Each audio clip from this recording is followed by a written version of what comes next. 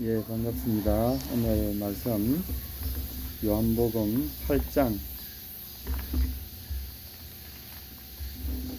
23절부터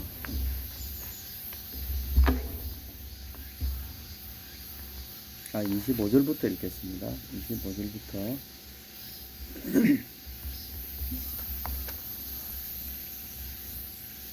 32절까지 읽겠습니다.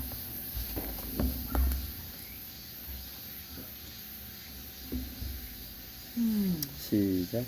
그들이 말하되 내가 누구냐. 예수께서 이르시되 나는 처음부터 너에게 말하여 온 자니라. 내가 너에게 대하여 말하고 판단할 것이 많으나 나를 보내시니가 참되시매 내가 그에게 들은 그것을 세상에 말하노라 하시되 그들은 아버지를 가리켜 말씀하신 줄 깨닫지 못하더라. 예수께서 이르시되 너희가 인자를 든 후에 내가 그인 줄을 알고 또 내가 스스로 아무것도 하지 아니하고 오직 아버지께서 가르치신 대로 이런 것을 말하는 줄도 알리라. 나를 보내시니가 나와 함께 하시도다. 나는 항상 그가 기뻐하시는 일을 행함으로 나를 혼자 두지 아니하셨느니라. 이 말씀을 하심에 많은 사람이 믿더라. 그러므로 예수께서 자기를 믿은 유대인들에게 이르시되 너희가 내 말에 거하면 참으로 내 제자가 되고 진리를 알지니 진리가 너희를 자유롭게 하리라. 아멘. 이 말씀 우리가 많이 외우기도 하고 그랬던 것 같아요. 근데 예수님의 말씀은 참 신비해서 그냥 이렇게 읽으면 우리가 잘 몰라요, 사실은. 외우고 해도 몰라요. 근데 뒤에 보면은 이런 말씀이 나옵니다. 오늘 사실은 뒤편을 35절 뒤편을 43절을 한번 보시게 되면 어찌하여 내 말을 깨닫지 못하느냐, 여기 이제 이해하지 못하느냐 또는 알지 못하느냐, 이게 우기노스케테, 기노스코란 말은 이제 알다, 그리스 말로 알다라는 말이 아주 대표적인 말인데, 얘는 이제 경험을 동반한 근본적인 어떤 이해를 수반한 그런 의미에서 안다, 이렇게 이제 하는 겁니다. 내 말을 너희가 참 알아듣지 못한다 또는 이해하지 못한다, 그 뜻을 내 말 듣긴 들어도 뭔 뜻인지 모르는구나, 그런 주님의 답답함을, 그 이유가 뭐냐면 이는 내 말을 들을 줄 알지 못합니다. 들을 줄 알지 못합니다 이 말인데, 여기는 이제 우디나스데 아쿠엥, 아쿠오란 말 이제 듣는다는 말이고, 디나마이란 말은 명하다, 캔, 영어로 캔이란 말인데, 들을 줄 모른다 이런 뜻이죠. 들을 능력이 없다 이런 의미를 내포하고 있는 겁니다. 너희가 내 말을 들을 능력이 없구나, 어떤 지적 능력이나 또는 우리의 통찰력이나 이해력의 한계 때문에 너희가 내 말을 제대로 알아듣지를 못하는구나. 이제 이거는 우리가 알려고 막 해서 알아지는 것도 아니라는 어떤 놀라운 어떤 차원 문제를 포함하고 있습니다. 내 말을 너희가 아는데 어떤 한계를 지니고 있다, 이런 뜻을 갖고 있죠. 그래서 우리가 성경을 읽을 때 사실은 역사서 같은 거 보면 그냥, 역사서 같은 거는 성경의 역사 부분을 다루거나 서술한 부분을 다루면 쉬운데, 예수님의 어록 같은 부분은 물론 이제 역사 속에서 실제로 되어진 이야기들을 이렇게 적어놨지만 이 말씀을 들으면 잘 몰라요, 사실은. 우리 고민이 있는 겁니다. 사실은 목사들도 잘 몰라요. 목사들은 신학교에서 성경을 배우지 않고 신학을 배우고 자기들의 어떤 학문을 배우기 때문에 성경을 안 배워. 성경 자체를, 예수님의 말씀을 해석하고 막 이런 공부는 신학교 4년 또는 신대원 3년 마무리해봐야 그런 거 없어요. 거의 그런 거는 한 시간도 없어. 성경 자체를 다루어서 해석하고 이해하고 막 이런 거는 특별히 성경 해석학 부분 빼고는 거의 없어요. 일반 목회학 석사 과정이나 일반 신학 과정 이런 데는 없어요. 거의 학문에 대한 무슨 뭐 누가 무슨 소리를 했다 무슨 뭐 교회사가 어떻고 또 교회 윤리학이 어떻고 막 이런 것만 합니다. 그래서 막상 이제 우리가 그 과정을 마치고 성경을 딱 보면은 이제 성경이 이게 이제 우리 고민이라. 근데 목사 딱 되면은 다 아는 것처럼 이렇게 하잖아요. 자기도 그 착각하는 거야. 목사님 하니까 막 자기도 사실은 몰라요 이거를. 그래서 우리가 다시 공부하고 다시 들을 줄 알기 위해서 이 주님이 우리에게 주신 어떤 영적인 또는 지적인 우리의 지정의를 총동원해서 오늘도 우리가 그런 마음으로 말씀에 대해서 마주합니다. 25절에 보면 사람들이 내가 누구냐 이렇게 물었어요. 제일 중요한 부분이죠. 우리 신앙의 출발점이 예수님이 누구냐 이렇게 묻는 물음에서 시작하는 거 아닙니까? 당신은 누구요?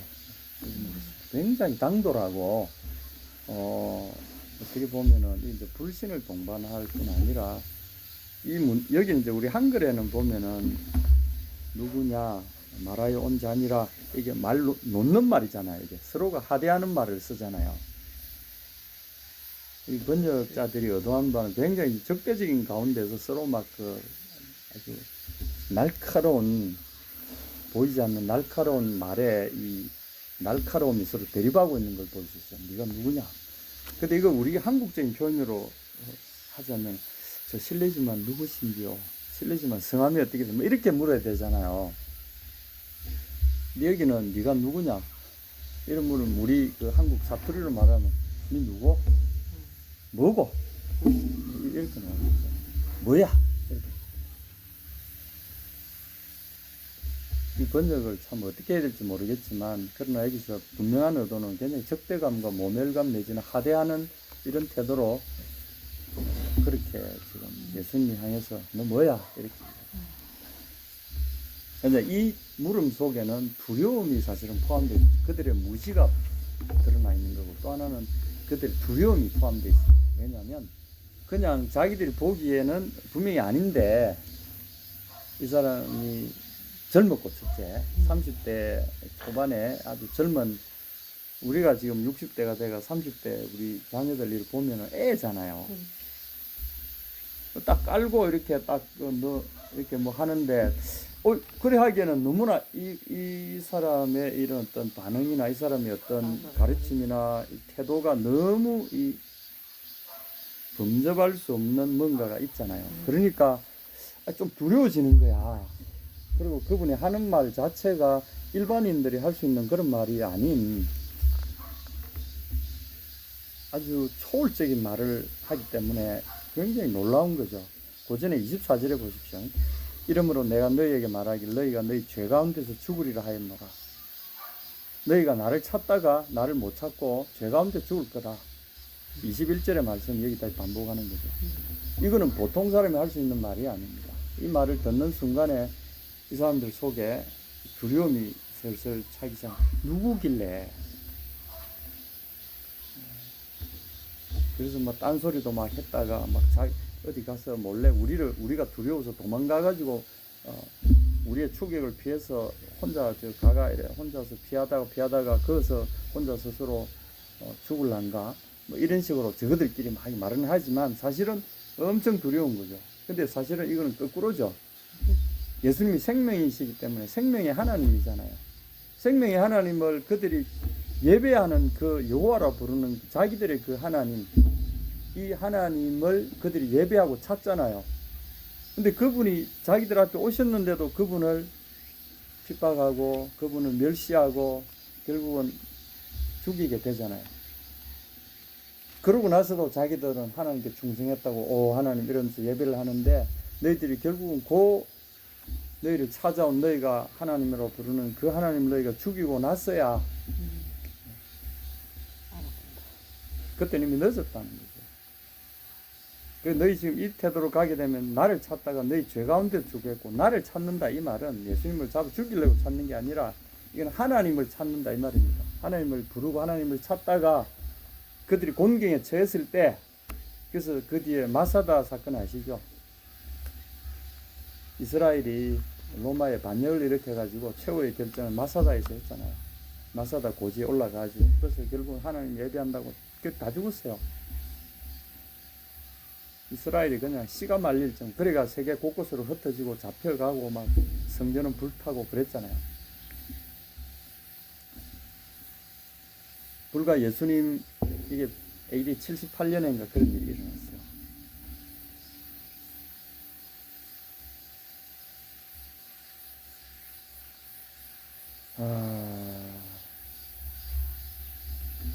그때 그들이 간절히 하나님을 찾으면서 예수님이 오셨는데도 예수님을 죽이고 그렇게 반역을 일삼다가 결국은 그들이 그렇게 간절히 하나님을 찾다가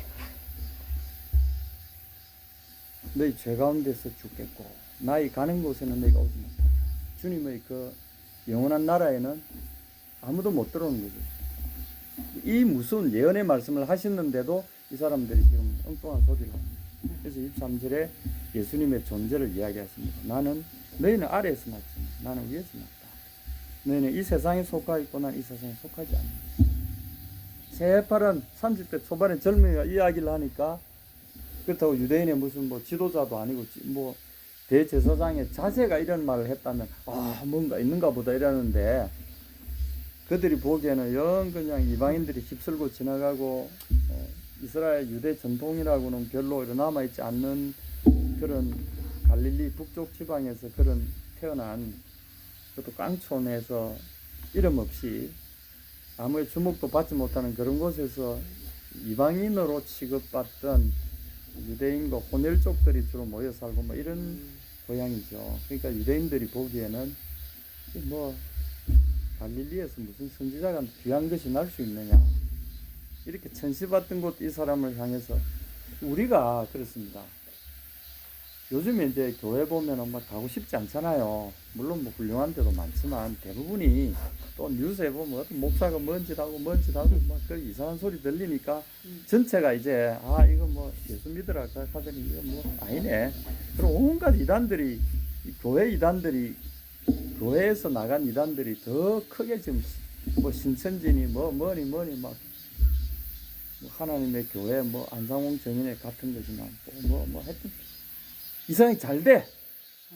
사람들이 막 그냥 들어가면 열광하고 막 세력을 이루고 막 정치 세력을 이루고 요새 막 그러니까 이 교회도 막 그냥 교회도 막 세습하고 뭐하고 온갖 일 하니까 막 눈살만 찌푸리고 예수님에 대해서 관심이 점점 멀어지고 일반인도 예수님의 이 말씀에 대해서 나는 위에서 났고 너희가 나를 찾다가 너희 죄 가운데서 죽으리니 나이 가는 곳에 너희가 오지 못하리라. 이 말씀이 주시는 경고를 받아들일 수가 없는 거죠. 이게 뭔 뜻인지도 몰라. 그러니까 이들이 이제 두려워가지고 물어봤어요. 누구요? 당신 누구야? 당신 뭐야? 이렇게. 그러니까 나는 처음부터 너에게 말하여 온 자니라. 이 번역이 좀 그렇습니다. 여기는 이제 텐 아르켄 그 근본 모든 존재의 근본이라고 그가 누구 곧 모든 존재의 근본이 제1원인자인 아르케라고 내가 너희에게 말하고 있다. 이렇다 됐습니다. I am이라는 말을 쓰지 않았어요. 나는 뭐뭐다 이렇게 쓰지 않았어요. 그가 누구 곧 모든 존재의 근본이라고 너희에게 말하고 있다. 와, 이 번역이 좀 문제가 심각한 문제가 있어요. 왜냐하면 이런 말씀을 했으려고 생각도 안 되니까 번역자들도 이렇게 목적격을 원래 이게 이제 처음부터라는 말을 쓰려면 en arche 이렇게 써야 돼요.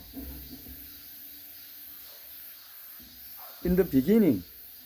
난 처음부터 너에게 말해줘. In the beginning 이렇게 해야 돼. From the beginning, in the beginning 이렇게 해야 돼. 그러면 en arche라는 말이 맞아. 또는 apo arche 몸으로부터. 이런 전치사를 딱 바꿔서 해야 돼. 이건 전치사 그런 게 없어요. 그냥 목적격으로 바로 그 창조의 근본, 여기 아르케란 말, 시작이란 말도 있고 모든 것이 시작되는 시작점, 시작되게 하는 그 원인자 이런 철학에 있어서 제1원인자라고 불리는 모든 존재를 잊게 하되 자기는 스스로 존재하는 모든 존재의 근원자, 이런 의미입니다. 그러니까 이 철학의 궁극적인 탐색의 목적은 이 아르케를 찾아내는 겁니다. 뭐가 아르케냐는 거죠. 그러니까 초기에 여러분 철학개론 들으시면 아시겠지만 처음에 뭐 어떤 학자는 물과 불과 공기와 흑으로 이 아르케가 구성되어 있다.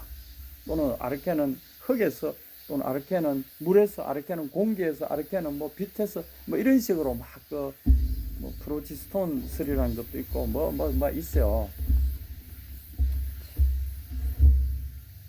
아르케를 찾기 위해서 이 철학이 시작됐다고 보면은 예수님은 단호하게 이야기했습니다. 내가 바로 그 아르케다.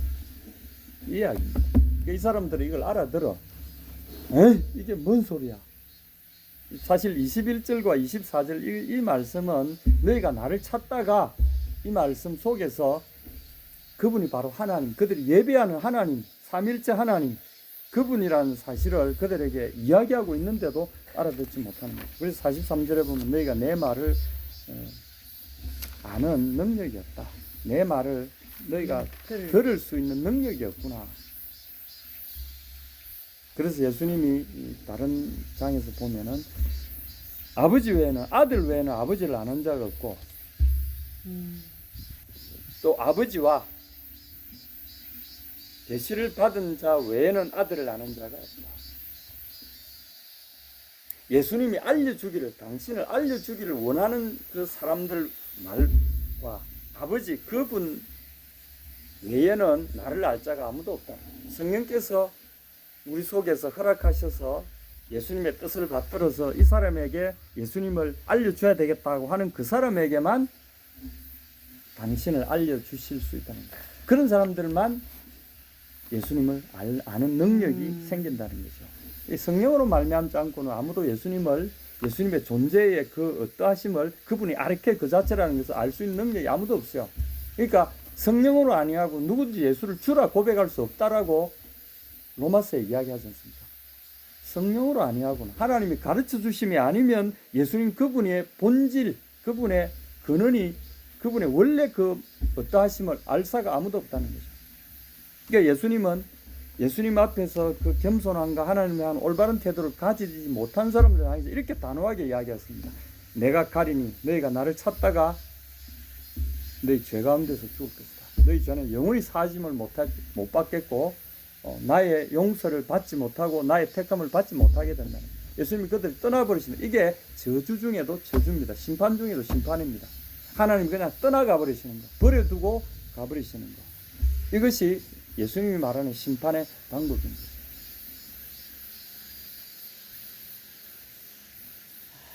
와, 이 말씀을 우리가 보면 정말 29절에 보십시오. 나를 보내신 이가 나와 함께 하시도다. 이 성경에 유명한 이 여호와라는 말의 의미가 여기에 응집되어 있는 말입니다. 이 내가 나를 보내신 이가 나와 함께 하시도다. 아버지께서는 나를 보내주셨고 나는 그분의 뜻을 행하시기 위해서 내가 왔다.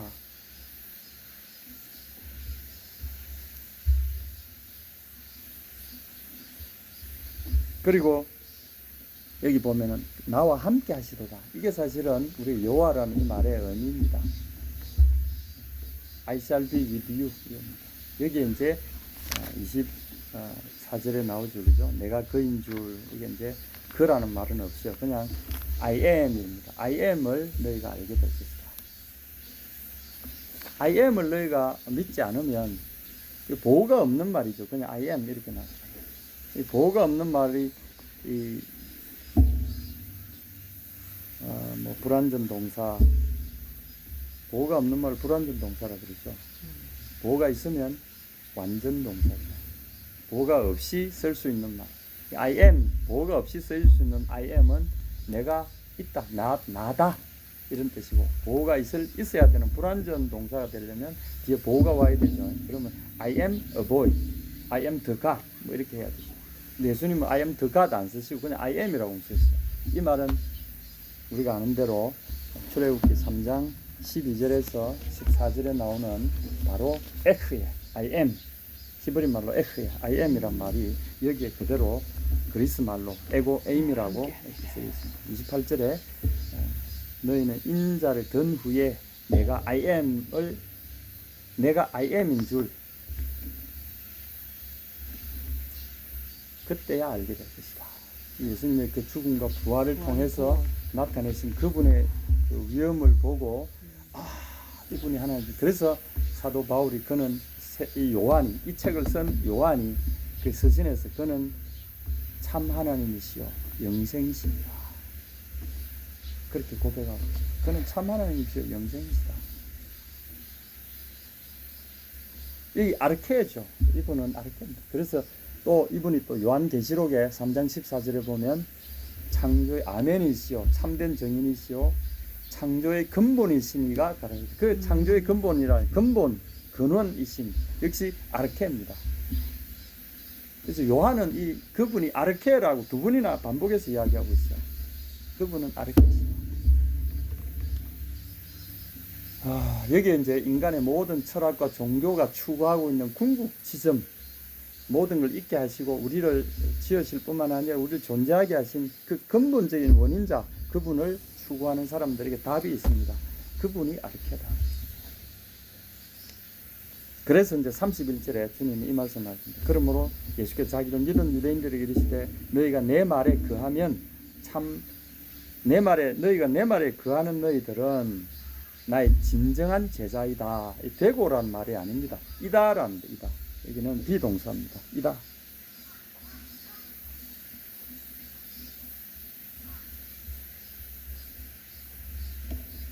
너희는 나의 참된 제자이다.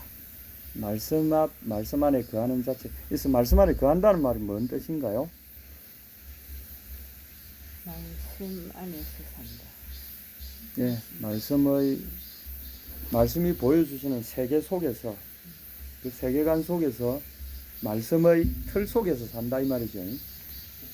우리의 가치가 말씀 위에 세워지는 걸 말하는 겁니다. 우리의 가치관과 우리의 지적인 또는 우리의 모든 지정의에 이것이 말씀 위에 건축되어져 있는 그러니까 우리의 판단이나 생각도 말씀을 기반으로 한 세계관 속에서 우리가 판단하고 생각하는 거죠. 그럴 때 너희들은 나의 진정한 제자들이다. 그리고 진리를 너희가 알게 될 거다. 여기 보면은 내 말을 알아듣는 아는 능력이 없다고 그랬는데 여기는 똑같은 아는 능력이 생겨난 거죠. 진리를 알지니 아는 능력이 생겨나는 거예요. 그래 되면 그 너희가 알게 된 그 진리가 너희를 자유하게 한다. 이 진리는 빛과 같아서 가리웠던 것들을 선명하게 해주고 진정한 가치가 무엇인지를 우리에게 나타내 주잖아요. 만약에 인간도 참 희한해요. 인간이 빛이 없으면 또는 인간 눈을 뜨고도 빛이 없으면 자기 자신이 누군지 몰라봐요. 우리는 우리 자신을 반사경이나 다른 사람을 통해서 우리 자신을 이렇게 반사된 모습으로 우리를 보고 있잖아요. 근데 우리가 말하고 보고 우리가 보지만 나는 못 보잖아. 이리 봐도 안 보이고 이리 봐도 안 보이고 여러분 뒤통수 볼 수 있습니까? 뒤통수 보려고 어떤 사람 여러 가지고 거울 보다가 싹 이래도 안 보이잖아. 뒤통수를 볼 수 없듯이 우리는 우리 자신을 볼 수 없죠. 우리 얼굴을 못 봐요. 신기하지 않아요? 남은 볼 수 있는데 우리는 못 봐. 내 눈이 내 눈을 볼 수 없어. 그러니까 다른 도움을 받지 않으면 못 보는 거죠. 근데 여기에 이야기합니다. 진리가 너희를 자유롭게 한다. 이 씨름을 진리가 우리를 자유롭게 한다 이 말은 여러 가지 이제 씨름을 통해서도 아주 재밌게 표현할 수 있는데 여러분 눈 감아라 그러고 요 계단 내려가 보라 그러세요. 뭔가 좀 왜 못 갑니까? 안 보이니까. 안 보이니까 그 다음에 무슨 일이 생깁니까? 두려움으로 온갖 두려움과 경계심으로 가득 차는 거죠. 왜냐하면 내가 여기 떨어져 죽을지도 모르는데 한 걸음 한 걸음이 그러면 뭐에 갇혀 있는 겁니까? 두려움에 갇혀 있는 거죠. 그건 자유가 아니죠. 근데 눈을 뜨는 순간에 빛이 들어오고 내 속에 진리의 상들이 맺혀지면 그 다음에 어떻게 됩니까? 그런 근심이 싹 사라집니다. 똑같습니다. 눈이 감겨져 있다가 진리의 참된 지식이 우리 속에 들어오게 되면 어떻게 되죠? 거짓된 것도 온갖 세상에 보면 여러분 유튜브나 세상 인터넷에 보면 온갖 게 들어오잖아요. 이게 싹 사라지는 거예요. 하나님 말씀이 우리 속에 들어오게 되면 이것들이 싹 정리가 되어져 버립니다. 그리고 무엇이 옳고 무엇이 길이고 무엇이 영생의 길이라는 것을 우리에게 싹 사라져요. 진리가 내게 자유다. 그래서 예수님이 누구신지 사실 진리는 예수님 그분 자체입니다. 아르케이신 그분 자체입니다. 우리가 그분이 아르케다라는 사실을 아는 순간에 이게 진리잖아요. 그것이 우리를 자유케 한다는 말입니다. 그분이 아르케라는 사실, 그분은 영생이시요 참 하나님이시요 영생이시니라. 그것이 알려지는 순간에 이 13절에 여인을 자유케 하신 주님, 나도 너를 정죄하지 아니하노니 8장 11절에 가서 다시는 죄를 범하지 말라. 나도 너를 정죄하지 않는다. 그러니 이제 참으로 정죄할 권한이 있은 그분조차도 나를 정죄하지 않으신다고 하니 이제 나는 죄책감에서 벗어나는 거예요. 재판장이 당신은 무죄요라고 딱 때리는 순간에 그 억눌렸던 그 죄책감으로부터 자유하게 되는 겁니다. 예를 들면 우리가 우연히 사고를 내가지고 뭐 이래 해서 재판장이 판정할 때 그 당신 잘못이 아니야. 판정을 딱 내리는 순간에 내 속에 자유가 물밀듯이 그 나를 구속하고 얽어매는 두려움들이 싹 사라져 버리는 거죠. 이 여인에게 자기는 현장에서 잡혔잖아. 그러니까 율법의 기준에 의하면 빼도 박도 못하는 거죠. 그런데 그래서 이제 그에다가 또 사람들이 봤다. 양심의 가책 정도가 아니라 이제 세상적인 공개적으로 사람들이 이제 죽이려고 들고 그 사회에서는 자기를 죽일 수 있는 판단할 수 있는 재판장에 모든 사람들이 다 와가지고 정죄를 하고 죽여야 된다라고 주장하는데 웬 낯선 분이 갑자기 자기 편에 서서 전혀 생각하지 못한 방법으로 그들을 다 쫓아내시고 이 여자에게 너를 정죄하는 자가 어디 있느냐? 둘러보니 아무도 없지. 아무도 없습니다. 그래, 나도 너를 정죄하지 않는다. 나도 너의 상태를 내가 너무나 잘 알지만 나는 더 이상 너를 정죄하지 않는다. 그러므로 가서 다시는 죄의 종이 되지 마라. 죄를 짓지 말라. 이 말은 죄의 종이 되지 말라. 헛된 그걸 따르지 마라. 그리고 나 13절에 이 말씀 하십니다. 12절에 나는 세상의 빛이니 나를 따르는 자는 어둠에 다니지 아니하고 여인이여 그대가 이제까지는 어둠에 다녔지 않느냐. 나를 따라와라. 그러면 어떻게 됐나요? 생명의 빛을 받으리라. 이 생명의 빛이 그분이 누구신가? 내 죄를 싹 정리해 주시고 나의 죄에 사로잡혀서 그리고 그것이 옳다고 해서 그것이 나의 목마름을 해소할 거다. 나의 행복을 가져다 줄 걸 생각해서 쫓아다녔는데 그게 더 이상 속아서 자유를 잃어버린 삶을 살지 아니하고 이제 자유롭게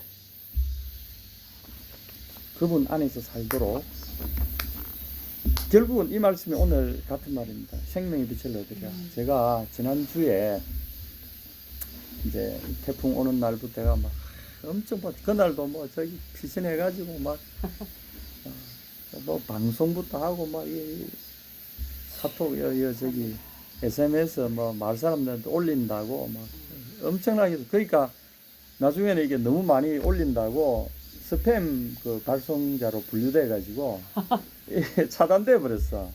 그래가 마을 사람들이 알릴 것도 못 알리고 막 방송을 하니까 방송 장비가 또 고장이 나가 방송이 또 이 말은 안 되네. 뭐 손발이 다 묶이고 막 그래가 제대로 막 밤을 지다시피 해가지고 다시 집에 겨우겨우 막 비 속에 이제 막 순찰 다니다 보니까 하루 종일 비 왔잖아 낮에. 나 아침부터 계속 순찰 다녔거든. 근데 막 너무 힘든 거야. 그래가지고 막 그냥 아이고 주님 비가 너무 오니까 위험하더라고요. 주님 좀 살려주이소. 막 기도하고 그러면서 이제 하루를 보냈는데 다행히 비가 이제 멎고 했는데 그 다음 날부터 이제 피해 이 구역이 막 생길 거 아니에요. 그럼 이제 막 엉망이 돼 있는데 현재 면회에서 또 연락이 와가지고 이거 이제 피해 복구할 거 이제 이장들이 알아서 좀 하라고. 그러면 사람들이 막 물 안 나옵니다. 뭐 해서 뭐 마을마다 물 안 나오는 거 담당자가 있어요 마을에. 그 이장한테 다 미루는 거야. 혼자서 막 화가 나가지고 어떤 자기 집에 뭐가 어쩐데 막 전화가 와대고. 적어야 돼. 아니 뭐 자기 집에 그래 된 거를 뭐 이장 보고 해결해내라는 식으로 막 이사니까 지쳐가지고 나중에는 막 내가 혼자서 막 고함을 막 지가야지 이러면서 막 내가 발작을 했어요. 너무 시달리니까. 그러다 보니 내 영혼이 막 엄청 기쁨이 사라지고 부담이 막. 근데 다시 내가 말씀에 거하면 이 말씀이 생각나서 내 말에 거하면, 그래서 다시 이 말씀을 최근에 주신 말씀을 내가 또 올렸어요. 내 말에 거하면. 그러니까 나는 세상의 빛이니 나를 따르는 자는 어둠에 다니지 아니하고 생명의 빛을 내리라. 그 말씀을 자꾸 묵상하는데 생명의 말씀을 가지게 되리라. 가지실 것이다. 가집니다. 그럼 내가 예수님 생명 빛에 쓰고 있어야 되는데 내 기분이 와 이래. 그랬더니 말씀에 거하지 않았어. 말씀을 살짝 생각 안 하고 말씀을 살짝 벗어나 있어. 그래서 내가 희한하다. 근데 내 마음이 희한하게 뭐라 그러나 평안이 찾아오기 시작하는 거야. 내 말에 거하면 참 나의 참된 내 말에 거하는 자가 나의 참된 제자이다. 그렇지. 이럴 때 내가 주님 말씀에 거해 있어야지. 그리고 이제 뭐 하나하나 이렇게 하면서 희한한 일들이 생겨요. 그러니까 결국은 어떻게 됐냐면 해달라는 사람 뭐 메시지 오가 사진 보내면서 이거 문제 있습니다. 저거 문제 있습니다. 뭐 싹 다 해결했어. 뭐 어디 물 안 나옵니다. 뭐 합니다. 싹 다. 사람들이 놀래가지고. 내가 사실 놀랐지. 그리고 면에서도 내가 오늘 끝내야 되는데 장비를 내일은 못 받을 텐데 그러니까 막 장비 지원을 너무 쉽게 해줘. 그래야 막 장비를 큰 거 작은 거 막 들여와가지고 막 하고 또 물수 고치는 사람들 막 부르니까 또 막 바로바로 오고 막 연락돼가지고 막 돕는 사람들도 한둘 있고 해가지고 막 이렇게 해가지고 하나님께서 희한하게 하셨어. 진리가 우리를 자유케 합니다. 사실은 내가 막 짜증나고 뭐 할 때는 어둠에 갇힌 거야. 사실은 주님이 나를 도와주시는데 손발이 다 준비되어 있는데 내가 그걸 모르고 막 이제 내 스스로의 어둠에 갇혀가지고 막 짜증을 낸 거야. 근데 말씀에 돌아가면서 내 말에 거하면 그 말씀 안에 돌아가는 순간에 생명의 빛을 얻으리라. 그리고 내 속에 빛이 나기 시작하는 거야. 막 그 의욕이 생기고 두려움이 사라지고 그러면서도 막 밥도 제대로 못 먹고 막 다니고 했는데도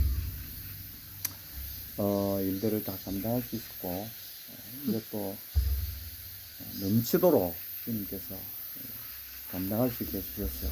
그래서 그분이 누구시냐? 우리는 이 말씀 앞에 겸손하게 설 수 있어야 됩니다. 그분은 바로 그분의 말씀대로 나는 아르케다. 나는 아르케다. 아르케가 너희를 자유케 한다. 그 이제 36절에 아들이 너희를 자유케 하면 너희가 참으로 자유하리라. 이게 22기 32절 말씀에 진리가 너희를 자유케 하리라고 했잖아요. 36절에 보면 아들이 너희를 자유케 하면 너희가 참으로 자유하리라. 이 진리는 아들, 예수님 그분을 가르칩니다. 그래서 빛이신 그분이 우리 속에 계시고 그분이 우리 속에 가시는 순간에 우리의 삶은 놀라운 일들로 가득 찬다는 거죠. 8장 1절부터 나오는 이 여인, 가늠하다가 잡힌 이 어둠에 갇혀있던 여인이 예수님 말만 빛 가운데로 나오잖아요. 우리도 마찬가지로 예수님 만나는 순간에 그분과 함께 동행하면서 빛 속에서 우리가 움직입니다. 우리를 만나는 사람들이 그 빛을 보게 된다는 거죠. 아마 사람들은 지금 뭐 임대 경험도 없는 사람이 이장을 맡아가지고 막 이렇게 생각했을지 몰라도 하나님께서 행하시는 일들을 보면서 사람들이 와 놀라는 거죠. 그리고 전혀 이전의 분들처럼 다른 그런 모습으로 다가올 때 하나님 영광을 보는 거죠. 나도 내 마음에 이런 일들 더 이상 부담스러워지지 않고 주님께 맡기면서 행할 때 돕는 손길이 나타나서 결국 아름답게 되더라는 거죠. 그게 기적이에요. 예. 그래서 37절 내가 보고 오늘 마치겠습니다. 기록 속에서 삽니다. 37절 같이 한번 읽읍시다. 나도 너희가 아브라함의 자손인 줄 아노라. 그러나 내 말이 너희 안에 있을 곳이 없으므로 나를 죽이려 하는도다. 아멘. 거처가 없다 이 말이죠.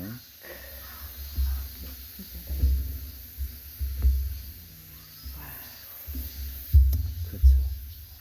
근데 우리가 너희가 내 말이 너희 안에 거하면, 너희가 내 안에 있고 내 말이 너희 안에 거하면, 역시 같은 말씀이잖아요.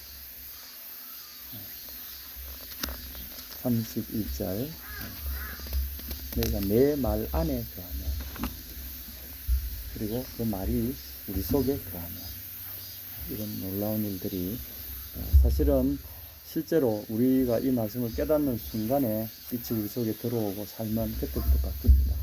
여러분 이 말씀을 기억하시고 한 주간 계속해서 이 말씀을 묵상하시기 바랍니다. 주님이 우리의 빛이시고 우리의 진리시고 우리를 자유케 하는 권능이고 그분이 아르케십니다. 그래서 놀라운 일들이 계속될 겁니다. 할렐루야.